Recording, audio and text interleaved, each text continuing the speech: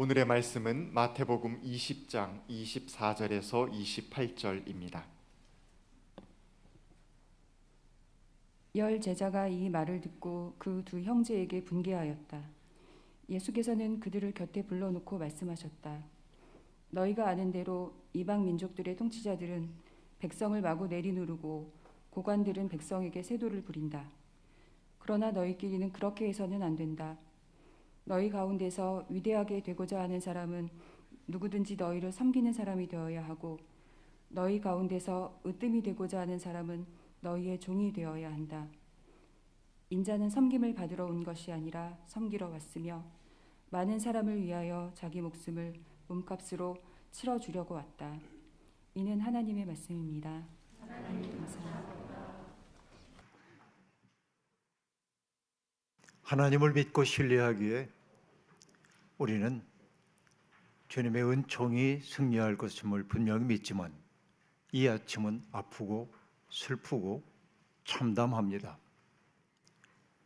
151개의 하늘이 무너졌습니다.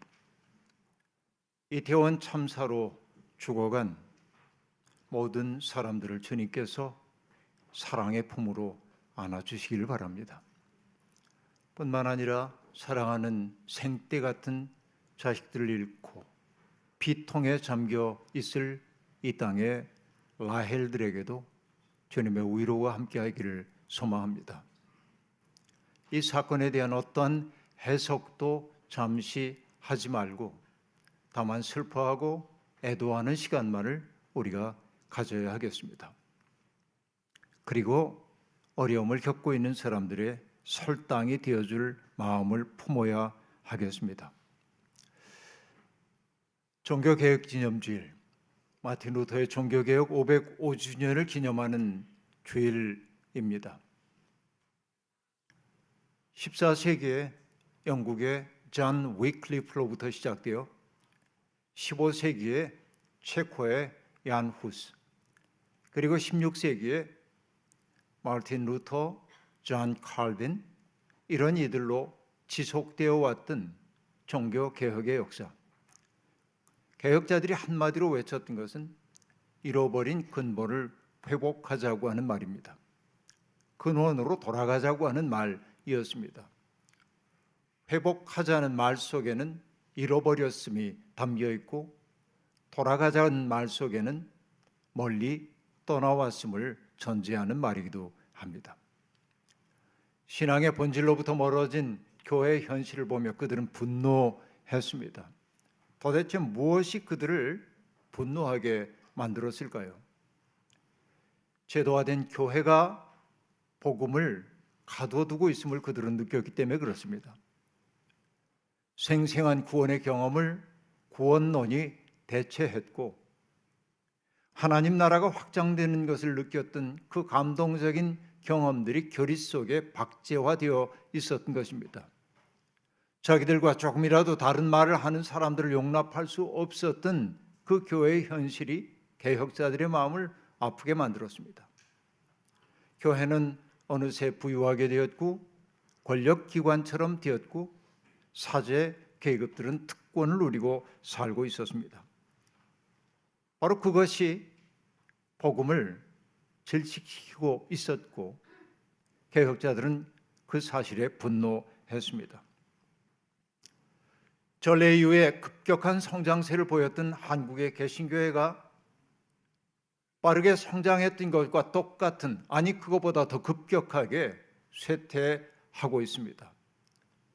지금은 부정할 수 없이 쇠락의 길로 개신교회가 접어든 것처럼 보입니다.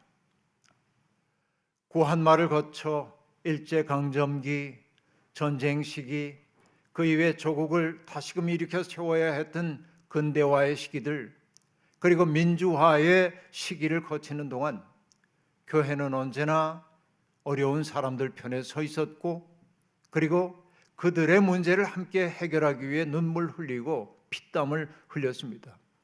그때 교회는 성장했습니다. 그러나 1970년대 이후에 대형 교회가 등장하기 시작하며 한국 교회는 이상한 욕망에 시달리기 시작했습니다.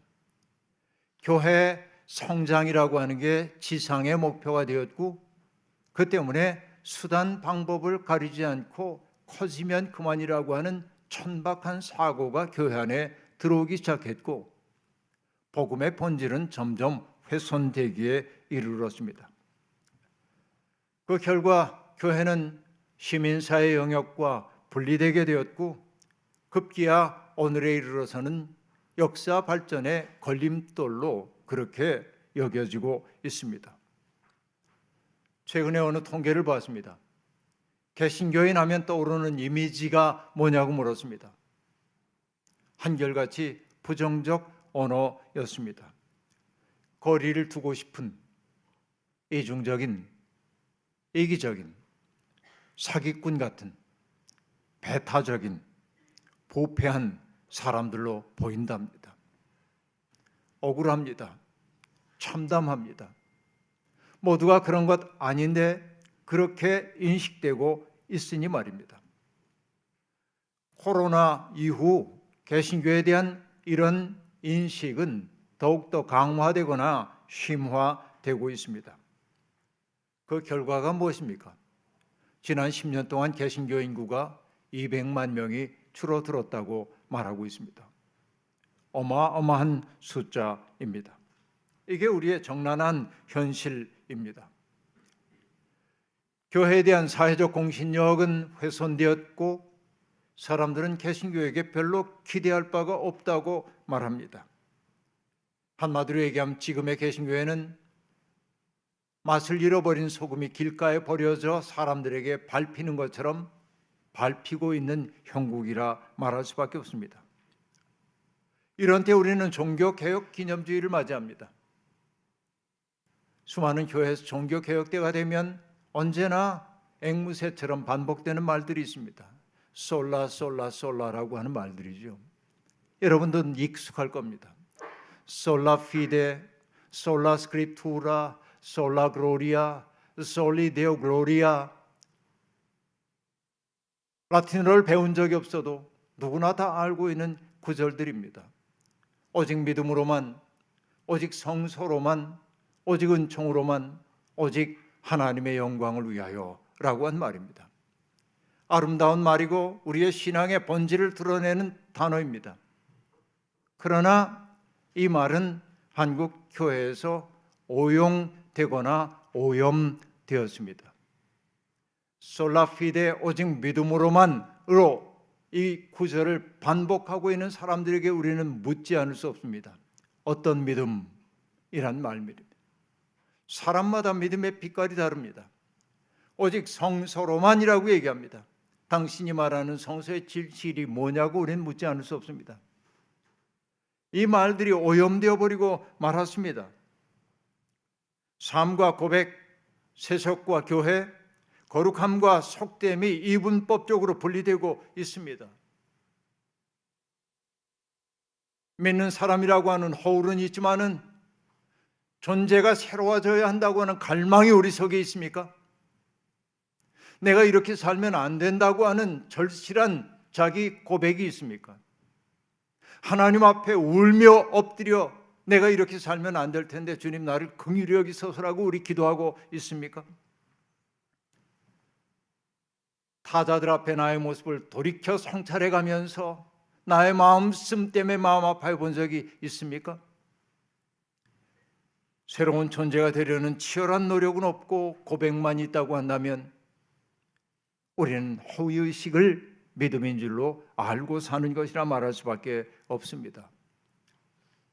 예수님은 사람과 사람 사이를 갈라놓았던 분리의 담들을 당신의 온몸으로 무너뜨렸지만은 오늘의 개신교회는 사람들 사이의 담을 더욱더 높이고 있는 것은 아닙니까? 예수의 이름으로 예수를 부인하고 있는 것이 오늘 우리의 현실이 아니냐는 말입니다.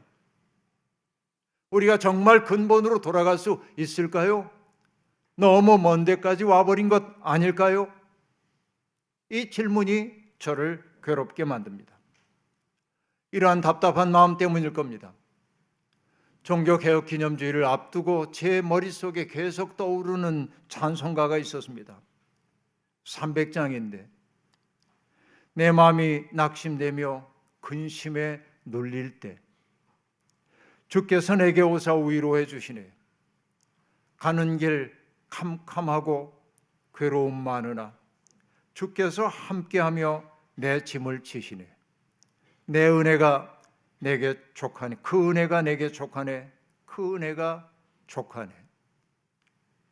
이 괴로운 세상 지날 때 그 은혜가 족하네.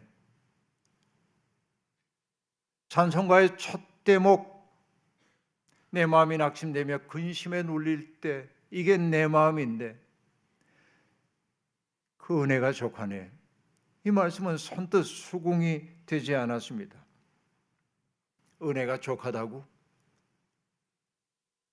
여러분 어떻습니까? 그런데 이 곡을 반복하여 부르는 동안 제 마음속에 어떤 깨달음이 왔습니다. 문득 예수 그리스도가 떠올랐고, 주님은 모욕당하고 배신당하고 매를 맞고 십자가에 처형되기까지 했지만은 나는 힘들다, 낙심된다, 고달프다, 포기하고 싶다 이런 말 한마디도 하지 않았고 묵묵히 십자가의 길 걸어가셨습니다. 주님을 낙심시킬 수 있는 것은 세상에 없었던 것입니다. 우리가 진정 주님을 믿는 사람이라고 한다면 우리는 절망의 노래를 부르는 사람들이 아니라 절망의 땅에서 희망을 끝까지 견제해야 하는 사람임을 그 곡은 우리에게 일깨워주고 있었습니다. 희망이 사라진 것 같을 때, 싸움이 맹렬하여 두려움이 우리를 사로잡을 때, 번민이 가득 차고 눈물이 흐를 때, 바로 그때 주님의 능력이 우리에게 공급됩니다. 종교개혁 때마다 우리가 즐겨 부르는 찬송가 585장 내주는 강한 성이요 2절 가사가 어떠합니까? 희망에 뿌리는 우리의 의지적 결단이 아니라 우리를 대신하여 싸워주시는 주님임을 그 가사는 고백하고 있습니다. 내 힘만 의지할 때는 패할 수밖에 없도다. 힘있는 장수 나와서 날 대신하여 싸우네. 이 장수 누군가? 주 예수 그리스도, 만군의 주로다. 당할 자 누구랴? 반드시 이기리로다 라고 말합니다. 우리는 이런 주님이 앞서 싸우는 그 싸움에 초대받은 사람들입니다. 우리는 과연 그 싸움을 싸우고 있습니까? 그 싸움이 없다고 한다면 우리 아직 주님의 일꾼이라 말할 수 없습니다. 그 싸움에 나가려는 사람에게 가장 먼저 요구되는 것은 무엇입니까? 자기 중심성에서 벗어나는 데 있다고 말씀드릴 수 있겠습니다. 물론 쉽지 않은 일임을 우리는 잘 압니다. 3년씩이나 주님과 동행했으면서도 하나님 나라의 현실이 어떻게 다가오는지를 경험했으면서도 제자들은 여전히 자기 중심이라는 족쇄에서 벗어나지 못하고 있었습니다. 예수님이 예루살렘을 향해 올라가시는 어느 날 세베대와 요한의 어머니가 예수님을 찾아와 청합니다. 선생님, 당신의 나라가 임할 때 내 아들 가운데 하나는 당신의 오른편에, 또 다른 아들 하나는 당신의 왼편에 앉게 하여 주십시오. 주님은 그 청탁을 받으신 후에 여인에게 시선을 돌려 그 여인의 두 아들을 향합니다. 그리고 질문을 던집니다. 내가 마시는 잔을 너희들도 마실 수 있겠느냐? 그 질문에 대한 대답에 자기들의 명운이 걸려있다는 듯 그 둘은 이구동성으로 대답합니다. 마실 수 있습니다 라고. 그들은 자기들이 하고 있는 말의 의미를 그때는 깨닫지 못했을 겁니다. 마실 수 있습니다 라고 말합니다. 그 광경을 지켜보고 있었던 제자들 사이에 술렁임이 일었습니다. 그들은 분노했습니다. 10 제자가 분노한 것은 무엇 때문일까요? 예수님의 마음을 알아차리지 못하는 그 두 제자에 대한 미움일까요? 아니요. 자기들 속에도 있었던 욕망, 그러나 차마 드러낼 수 없었던 욕망을 세베대의 어머니가 그리고 세베대와 요한이 해맑게 드러내고 있는 모습을 보며 마치 자기의 속마음을 들킨 것 같아 그들은 분노하고 화를 내고 있었던 것입니다. 주님은 이미 3번씩이나 내가 예루살렘에 올라가면 고난을 받을 거라고 예고를 했음에도 불구하고 주님의 피 맺힌 그 이야기는 경청되지 않았습니다. 소음에 익숙해진 귀에는 하나님의 세미한 음성이 들리지 않는 법입니다. 자기로 꽉 찬 영혼 속에는 하나님의 말씀이, 하나님의 뜻이 틈입할 여지가 없는 법입니다. 우리는 이렇게 말해야 하겠습니다. 믿음이란 투자나 거래가 아닙니다. 내가 하나님을 믿는 것은 내가 희생하고 헌신한 만큼 보상을 받아내기 위한 것이라고 생각한다면 여러분은 길을 잘못 들었습니다. 믿음은 투자도 아니고 거래도 아닙니다. 하나님을 신뢰하며 걸어가는 인격적 모험의 길입니다. 이것이 진정한 믿음이라는 이야기입니다. 그렇다고 한다면 손이익을 계산하는 마음이야말로 우리 믿음의 전진을 가로막는 걸림돌임을 우리가 알아차려야 할 것입니다. 처벌에 대한 두려움 때문에 혹은 우리의 헌신에 대해 하나님이 주실 보상의 마음을 두고 우리가 하나님을 따라간다고 한다면 하나님은 매우 유감스럽게 여기실 것입니다. 진실한 믿음이란 무엇입니까? 하나님이 좋아서 하나님의 뜻을 따라 사는 것이 옳아서 하나님의 뜻을 따라 사는 것이 기뻐서 그렇게 사는 것이 진정한 믿음 아니겠습니까? 보상이야 있든 없든 나는 이 길 가겠다고 얘기하는 게 인격의 모험 아니겠습니까? 바로 그것이 인간의 숭고함이고 믿음의 보람 아니겠습니까? 그러나 여러분, 사람은 누구나 다 자기가 세상의 중심이라고 생각하고 세상의 중심이 되기를 소망합니다. 모든 사람이 나를 중심으로 사고해주고 행동해주기를 바랍니다. 그러나 문제는 뭐냐면 모든 사람들이 똑같은 생각을 품고 있다는 데 있습니다. 그래서 우리가 인생의 길에서 경험하고 있는 비애감이라는 거 대개 어디에서 발생합니까? 내가 중심이 되지 못할 때입니다. 그리고 다른 사람들이 누리는 것을 내가 누릴 수 없다고 느낄 때 우리의 마음속에 비애감이 찾아듭니다. 그 비애감은 우리를 부정적 자아 정체성으로 인도하기도 합니다. 그 모든 비애감의 뿌리는 남들과 나를 비교하는 마음에서부터 비롯됩니다. 비교하는 마음을 통해서 남들에게 턱없는 우월감을 느끼기도 하고 자기의 삶을 형편없는 것으로 여겨 자기 비하에 빠지는 사람들도 있습니다. 나보다 더 나은 인생을 살고 있는 사람들을 원망하기도 하고 때때로 선망하기도 합니다. 선망과 원망 사이에 살고 있습니다. 그 속에 감사는 없는 거죠. 기쁨은 없는 거죠. 너를 위해 내줄 수 있는 여백도 없는 것이지요. 이와 같이 중심이 되려는 욕망이 지배하고 있는 세상에서 경쟁은 일상이 되고 경쟁의식이 우리에게서 빼앗아가는 것은 뭐냐면 참된 안식 쉼입니다. 여러분, 참된 안식을 누리지 못하는 사람들이 어떠한 징조를 보일까요? 맑고 깨끗하고 따뜻하고 고운 웃음을 짓지 못한다는 데 있습니다. 여러분의 얼굴을 한번 들여다보십시오. 언제 그렇게 맑고 곱고 따뜻한 웃음을, 선한 웃음을 웃었는지요? 이게 우리의 현실입니다. 삶의 여백이 줄어들면서 이웃은 사랑의 대상이 아니라 경계의 대상 혹은 극복해야 할 대상으로 전락해버리고 말았습니다. 오늘 우리 주변에 있는 대부분의 사람들이 힘의 논리에 따라 살아갑니다.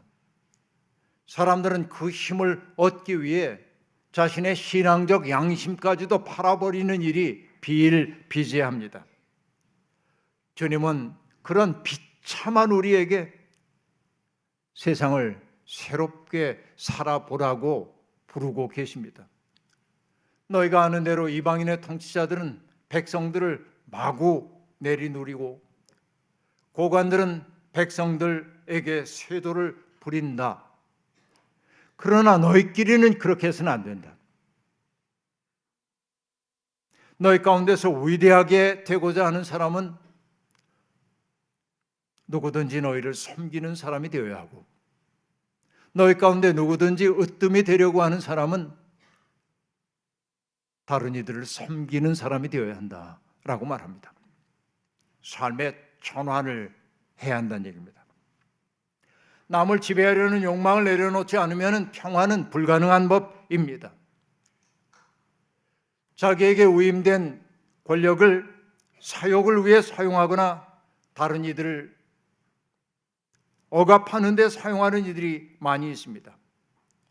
불의한 권력은 다른 사람들의 가슴 속에 원한 감정을 심어주지요. 그래서 우리가 말할 수 있습니다. 정말로 하나님 나라를 꿈꾸는 사람들은 어떤 특색을 가지고 있을까요? 어떠한 형태로든 다른 사람들을 지배하려고 하지 않습니다. 내가 힘을 가지고 있다 해도 지배할 생각을 내려놓는 것이 하나님 나라의 꿈입니다. 내가 가지고 있는 힘을 가지고 지배하기는커녕 비청한 사람들, 그들의 발을 닦아주기 위해 허리를 굽히는 것이 하나님 나라의 문법인 것입니다. 예수님은 우리에게 섬기는 사람이 되라고, 그리고 다른 이들의 종이 되어야 한다고 말씀하십니다. 그러나 세상은 우리에게 호락호락하게 보이지 않으려면 힘을 가져야 한다고 이야기합니다. 우리는 예수님의 말씀과 세상의 속삭임 사이에 끼어 있습니다. 그런데 일상 속에서 매력 있게 들리는 소리는 세상의 음성이죠.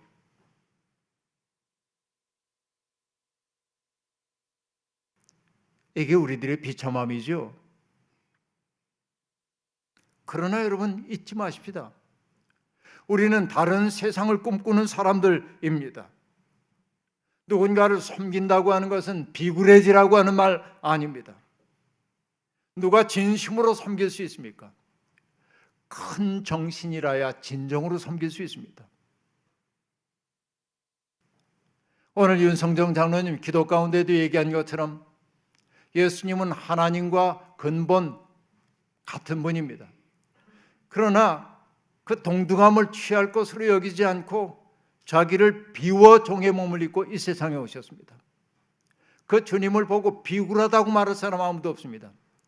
모든 사람 가장 밑바닥에서 고통스러운 것들을 다 견뎌내셨지만은 사람들은 그분을 뭐라고 고백합니까? 이분은 참으로 하나님의 아들이셨구나. 가장 낮은 자리에 섬기는 그분을 보며 사람들은 그분 속에서 하늘을 보고 있는 것이지요. 그렇습니다.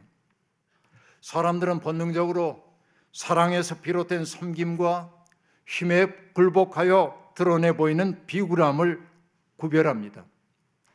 진정한 섬김과 겸허함은 다른 사람들 속에 가능성으로만 있었던 선함과 아름다움의 씨앗이 발아하도록 도와주는 것입니다.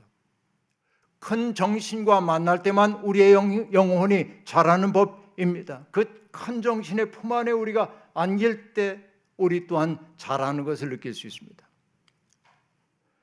최근에 시인인 정현종 선생님께서 낸 시집 어디선가 눈물은 발원하여 라는 시집을 읽다가 포옹이라고 하는 시와 만났습니다. 거의 80대 중반에 이른 노시인, 그의 깨달음이 농축된 시들이 전개되다가 그 시 속에서 저는 깊은 감명을 받았습니다. 모든 게 싹튼다 포옹 속에서, 부화하고 태어난다 포옹 속에서.